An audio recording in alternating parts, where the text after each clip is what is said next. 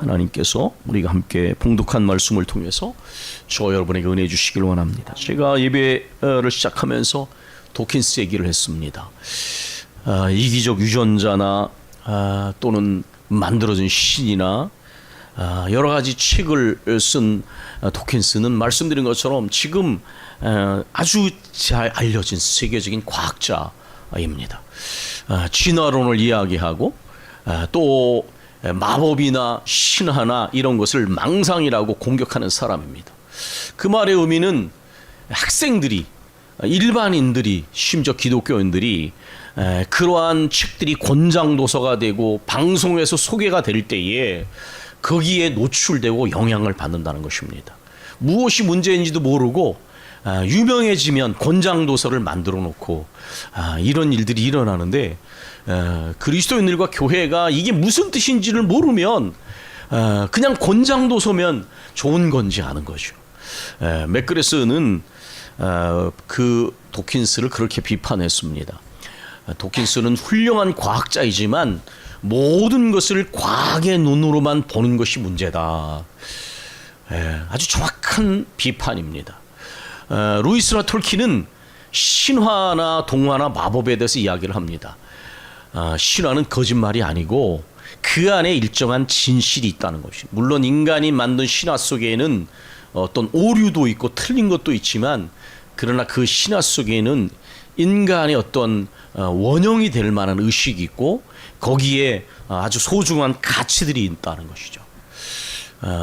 예수님의 사건을 신화가 역사가 된 사건 이렇게 말할 때 그 말에는 깊은 통찰이 있는 것입니다. 유홍준 교수가, 전 문화부 장관 유홍준 교수가 그런 말을 했잖아요. 아는 만큼 보인다. 과학의 눈으로만 보면 못 보는 것들이 많은 것이죠. 인간의 마음을 들여다보고 이해하기 위해서는 마음의 눈이 필요하고, 자연의 아름다움을 보려면, 예술작품의 아름다움을 보려면 미적인 눈이 필요한 것입니다. 논리적이고 과학적인 눈으로만 보면 그것만 보이는 거예요. 그러니까 우리가 아는 만큼 보이는 것이죠. 아는 만큼 보이는 것입니다. 제가 동화에 관한 이야기를 몇 번 드렸습니다.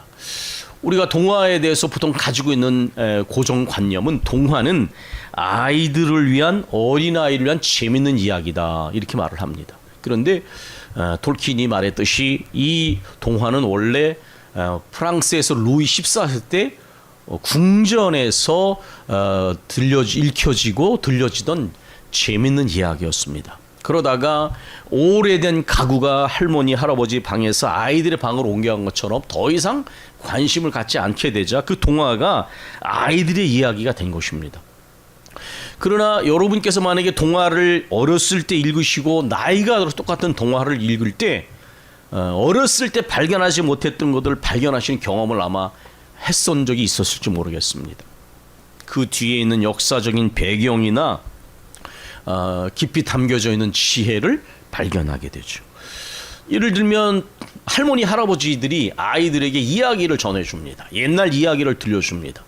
그 옛날 이야기 속에는 그 자신이 가난하던 시절에 살아왔던 삶의 애환이 담겨져 있기 때문에 그 이야기를 들려주면서 눈물 짓는 것을 왜 갑자기 우시나, 그 삶이 들어있기 때문에 서러웠던 순간, 힘들고 가난했던 순간 이런 게 주마등처럼 떠오르면서 눈물을 흘리면서 이야기를 하죠. 한편으로는 그의 이야기 속에, 그 들려주는 이야기 속에 인생의 어떤 경험을 담고 또 손자 손녀를 향해서 잘 되기를 바라는 윤리적 교훈, 또 책에서 배운 것이 아닌 삶에서 또 세월에 전해지던 축적되진 지혜가 그 속에 담겨져 할머니 할아버지의 입을 통해 전달되는 것이죠. 동화를 연구한 사람들은 몇 가지 공통 분모를 얘기합니다. 물론 여기에 이야기된 것이 다는 아닌데, 그럼에도 불구하고 제가 이렇게 쭉 그동안 좀 나름대로 공부했던 부분 중에서 몇 가지를 추려봤어요. 첫 번째로 동화에 나오는 주인공들은 여행자인 경우가 굉장히 많다는, 여행, 어떤 모험을 찾아 떠나거나 어쨌든 여행자인 경우가 굉장히 많다. 여러분이 짐작하시겠지만 이 여행자 이미지라는 것은 인생하고 되게 연결되었습니다. 인생은 하나의 광야와 같은 인생길 이렇게 표현하듯이 항상 인생은 길 위에 있는 존재입니다. 두 번째, 동화의 주인공들이 대개가 보면 영웅인 경우도 있지만 대개는 힘없고 평범하고 착합니다. 착하고 순진해서 심지어 약간 어리숙하거나 모자라 보이기도 하는 경우가 참 많습니다. 이 동화의 주인공들이 그들의 여행길에서 여러 가지 어려움을 만나게 됩니다. 역경을 만나게 됩니다. 그리고 어느 순간에는 도저히 자신의 힘으로 어떻게 헤쳐나올 수 없는 큰 위험과 역경에 부딪히기도 합니다. 그런데 이러한 역경 속에서 특별히 그 가장 큰 위험은 때때로 훨씬 더 강한 적들에 의해서 아주 위험에 처하는 경우가 상당히 많습니다. 네 번째, 이러한 상황에서 항상 그 어떤 외부의 어떤 손길들이 이제 이 역경 속에서 주인공들을 보호하고 돕는 것을 보게 됩니다. 또 금방 말씀드린 도저히 어떻게 할 수 없는 막다른 골목이나 위험에서 이전이 끝이라고 생각하는 그 순간에 어떤 극적인 외부의 손길이 나타나서 그들을 구원하는 것을 보게 됩니다. 아마 여러분이 읽으신 동화에 상당히 많이 이런 이야기들이 있었을 것이에요. 다섯 번째, 마침내 이 동화의 주인공들은 선과 악의 싸움에서 최종적으로 승리하고 돌킨의 영어로 카타스트로피, 선파국이 이루어집니다. 나중에 이제 부활절에 말씀드리겠지만 십자가의 죽음은 아주 비극 아니었습니까? 그런데 선파국이 됩니다.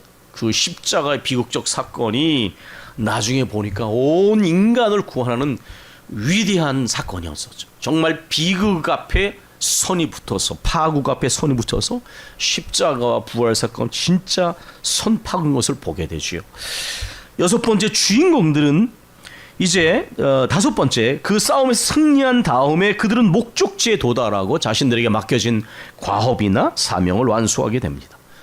마지막으로 여섯 번째, 이러한 여행의 과정을 통해서 이 주인공들은 원래 평범하고 힘없고 심지어 순진하고 어리석고 이랬던 존재들이었는데 이러한 여행의 과정을 통해서 강해지고 지혜로워지고 영웅이 되어져가는 이런 스토리들이 다시 말해서 육체적으로, 정신적으로, 때로는 영적으로 성장하고 성숙하는 이야기가 동화에는 반복적으로 드러나고 있다는 것입니다.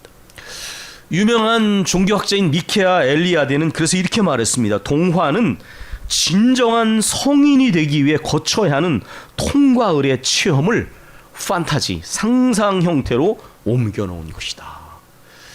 그러니까 동화의 주인공들은 그렇게 성장하고 성숙하는 모습을 보여주고 있다는 것입니다. 제가 이 이야기를 처음 시작하면서 여행 이야기를 했습니다. 성경에 나오는 인물 중에 이렇게 여행을 떠난 가장 대표적인 인물이 누굴까요? 우리가 첫 번 만나는 사람은 바로 믿음의 조상인 아브라함입니다. 동화의 주인공들도 안전한 장소인 집을 떠납니다. 부모를 떠납니다. 여러분 아마 그런 얘기 많이 보셨을 거예요. 하나님께서는 아브라함에게 너의 본토 친척 아비집을 떠나서 내가 내게 지시할 어떤 정해지지 않은 땅, 아직 명확히 말씀하시지 않은 땅으로 가라. 이것은 굉장히 막연한 것이죠. 하나님의 약속의 말씀 이외에는 어떤 것도 불분명한 미지의 그런 상태에 놓여져 있습니다. 그러나 아브라함은 하나님을 향한 믿음을 가지고 떠났습니다. 여기에 믿음은 근본적 신뢰 이렇게 표현할 수도 있을 것입니다.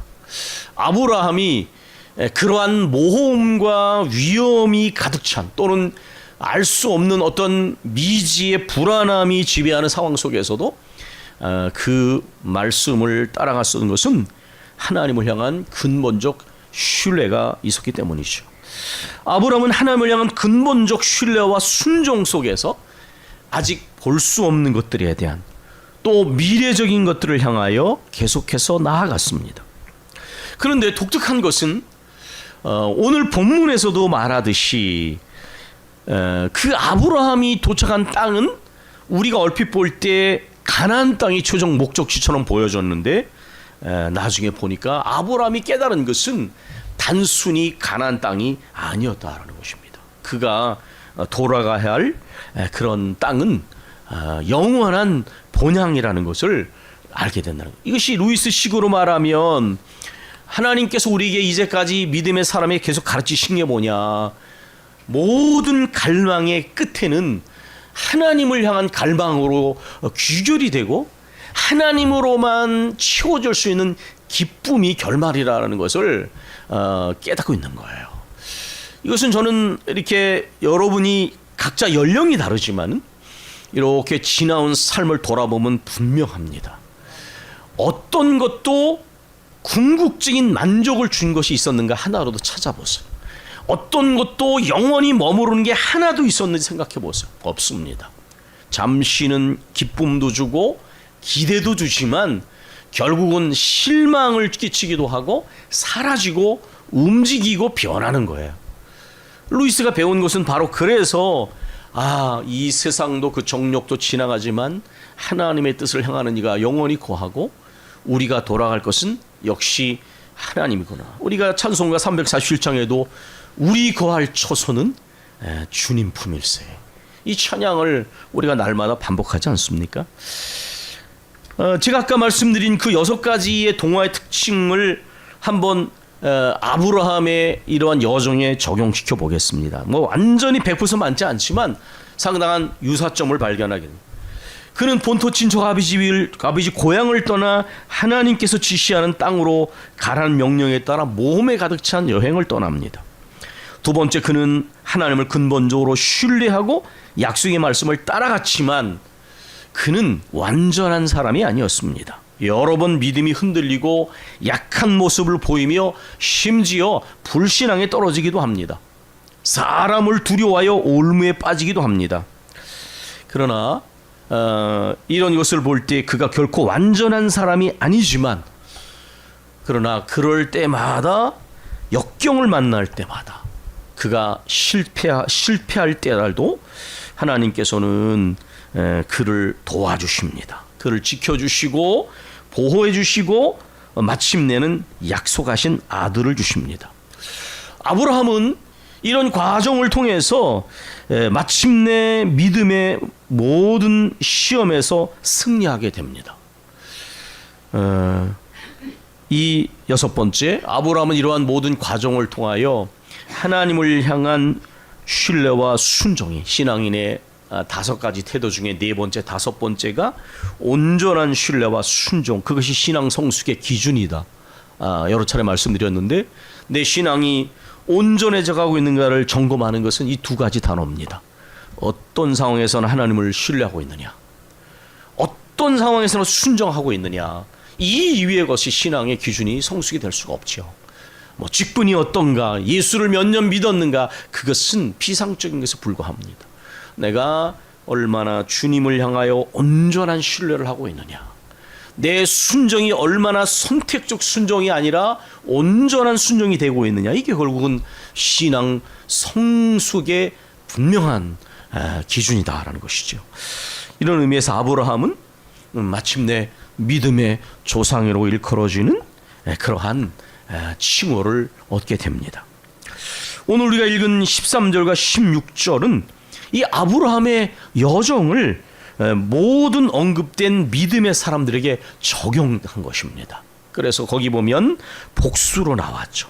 이 사람들은 다 믿음을 따라 죽었으며 약속을 받지 못했지만은 그러나 멀리서도 그것을 보고 사모하고 갔는데, 이 땅에서는 외국인과 나그네로 가는 것은 그들이 영원한 본향을 그들 속에서 갈망하게 되었기 때문이다. 그렇게 말하고 있습니다.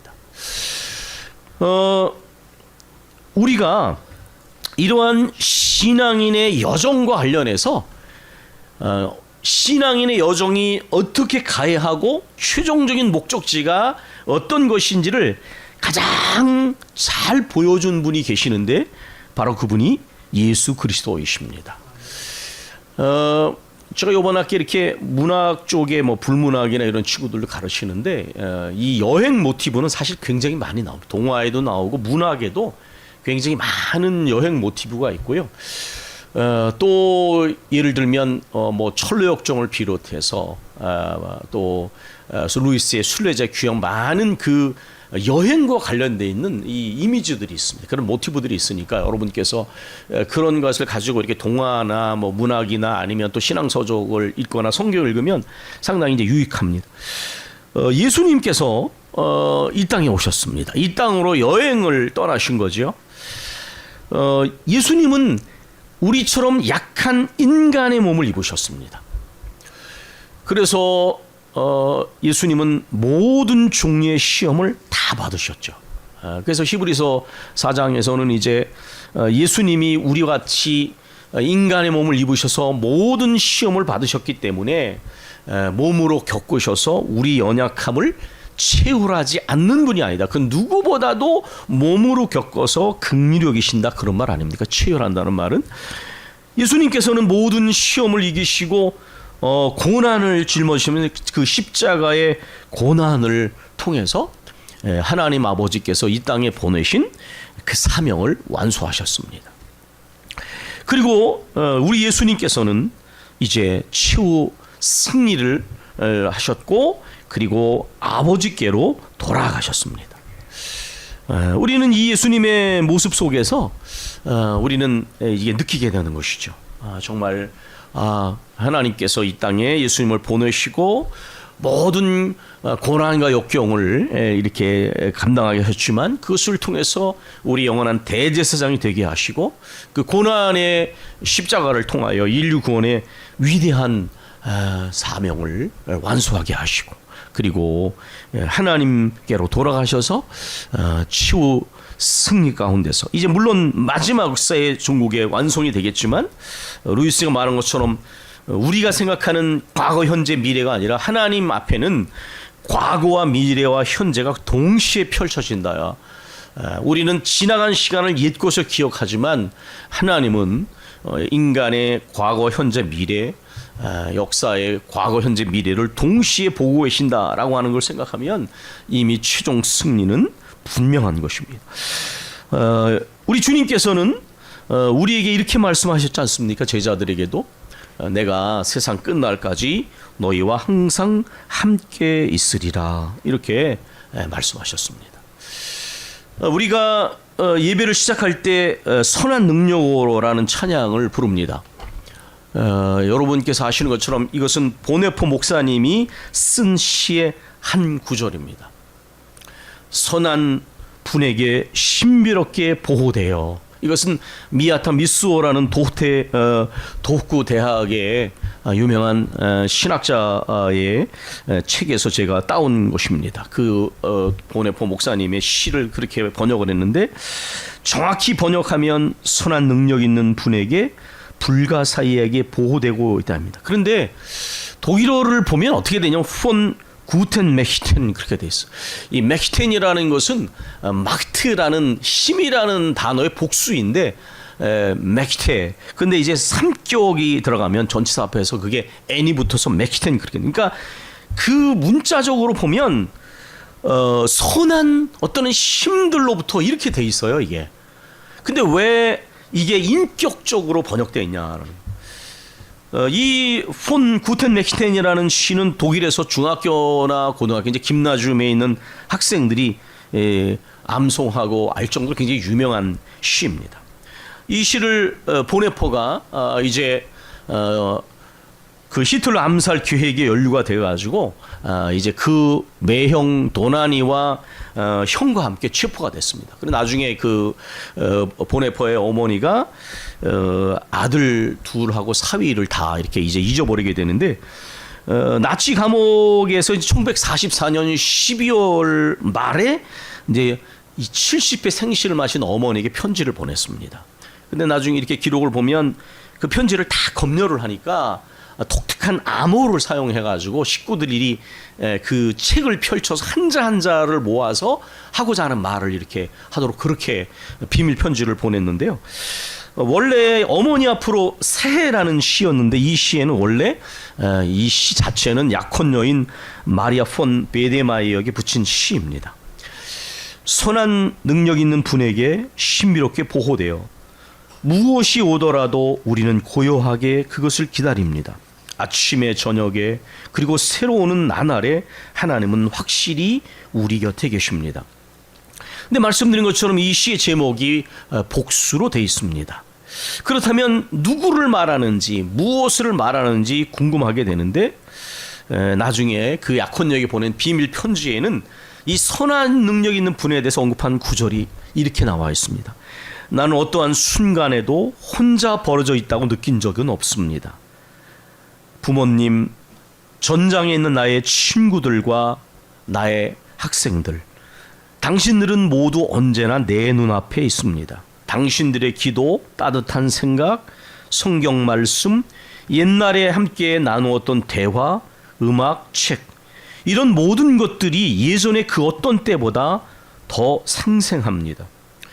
우리는 눈에 보이지 않는 커다란 세계 안에서 살고 있습니다. 지금부터 쓰는 이 현실이란 단어는 믿음으로 보는 현실을 말하는 것입니다. 이 현실성은 의심의 여지가 없습니다. 보네포는 눈에 보이는 현실을 현실이라고 말하지 않고 그리스도 안에 참된 현실을 현실이라고 말했거든요. 오래된 동요에 천사를 노래한 것이 있습니다. 나를 잠재워주는 두 명의 천사, 나를 잠깨워주는 두 명의 천사라는 독일 동요입니다.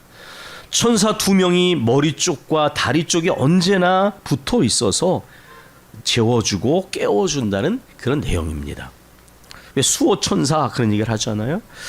그렇게 눈에 보이지 않은 선한 능력이 있는 자에 의해서 아침 저녁으로 보호받고 있다는 것, 이것은 오늘날 어린아이들뿐만 아니라 어른들에게도 필요한 것입니다. 여기서 선한 능력 있는 분 이렇게 표현을 했던 이 부분은 왜 그랬냐면 여기에 이 복수는 보네포에게 부모님, 형제자매, 약혼자, 학생들, 크리스마스의 즐거운 음악, 이런 모든 것들, 하나님의 말씀, 하나님께 바치는 기도이지만 이것을 요약하면 이런 것입니다. 이 땅에 있는 우리의 삶을 둘러싸고 있는 눈에 보이지 않는 더 높은 세계의 차원에서 오는 하나님의 은혜의 선물들이라는 거야. 그런 모든 것들이 하나님의 은혜의 선물이기 때문에 그 복수를 선한 분에게서 이렇게 말할 수 있다는 거죠. 이제 여러분, 제가 이렇게 처음에 이 동화에 관한 이야기를 했는데요. 그 동화의 이렇게 내용에 보면 위기를 만날 때마다 어떤 선한 힘이 지켜주고 보호해주고 극적인 어떤 위험에서 구원해준다, 그렇게 말을 했잖아요. 그래서 우리 개신교는 원래 이 동화를 다룰 때에 말씀론이 가장 우선이 되기 때문에 동화를 얘기하는 것을 되게 조심스러워했습니다. 그러나 이렇게 문헌을 연구해 보면 마틴 루터를 비롯해가지고 많은 신학자들과 많은 분들이 이 동화 속에 복음과 연결되어지는 요소가 있다는 것을 계속 말하고 있습니다. 저도 뭐 계속해서 이렇게 연구하고 있는데요. 도로테 젤레가라는 여성 신학자가 이런 말을 했습니다. 동화는 인간이 어떻게 은총의 비달에서 살고 행동하고 또 탐구의 여행에 나서는가를 이야기해주고 있다. 그리고 하나님의 자비는 우리에게 세 가지 차원의 이 여행의 과정에서 일체성을 만들어준다. 이 만남이라고 표현될 수 있는 일체성은 뭐냐? 이 여행의 과정에서 나 자신, 참다운 나 자신과의 만남이 이루어진다는 것입니다.